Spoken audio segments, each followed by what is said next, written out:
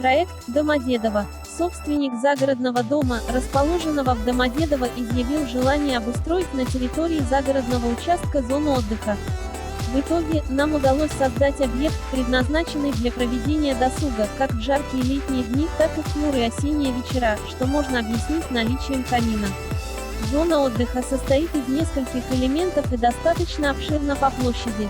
Но самое главное, она функциональна и разнообразна по содержанию и очень нравится владельцу участка и его гостям. Если информация оказалась полезной, ставьте лайки и подписывайтесь на нашу страницу.